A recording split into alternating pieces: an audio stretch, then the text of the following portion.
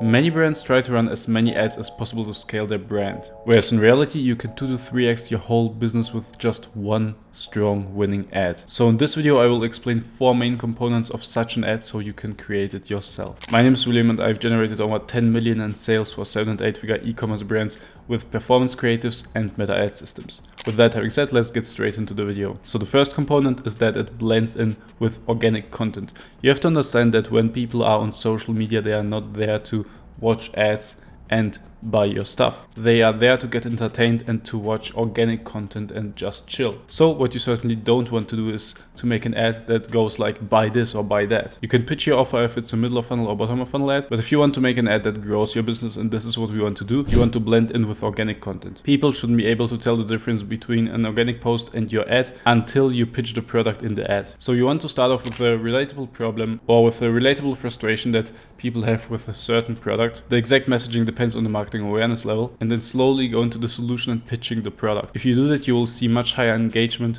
hook rate and sales on your ads. Now component number 2, stand out in organic content. Maybe you know it, even though what your friends post on Instagram is organic content, you don't always consume it. If it's boring, you just scroll by. So while making your ads as organic looking as possible, at the same time you want to stand out from other organic content. You want to build in a pattern break that grabs their attention, retains it, and then sells. A good way of doing that is to exaggerate visually the text hook, and there you have your visual hook. If it's something relatable yet unexpected and crazy, it will stand out. That way you can ensure that your ads don't get ignored, but people actually get hooked, watch them, and then you can sell to them. Now component number 3, your ad should be as specific as possible, but as broad as needed. Going into as many specifics as possible will make your ad very converting. If you show or describe the problem exactly how people experience it, or if you don't give a broad solution but very specific to a specific problem, people will resonate with it much more because it will feel like it's specifically for them. Now while you're doing that, you want to make sure that at the same time,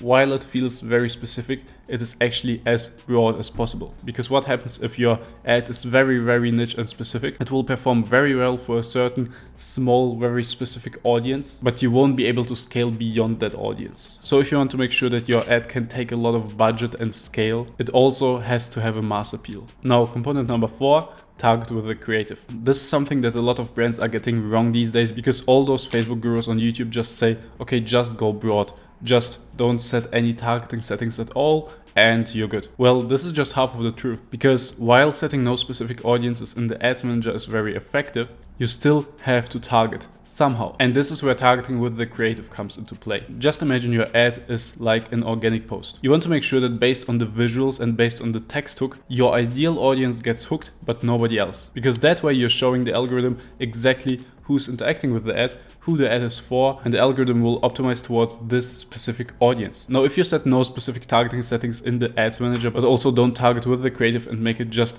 as hooky and clickbaity as possible, it will get shown to many random people and many random people will get hooked, but those are not the ideal people who you want to target. And the result will be that you will probably get high hook rates, maybe even high click-through rates, but almost no conversions. Now, these are the pillars to build a winning ad that scales your revenue by 2 to 3x, but it still takes time and a lot of marketing expertise to make sure you have a great hit rate, which is the amount of ads tested versus the amount of winners that you got. If you want me to help you with this, click the first link in the description. Also, if you want to revive some of your old winning ads, watch this video because there I explain in detail why they stopped performing and how you can get them to perform again. Keep scaling, see you there.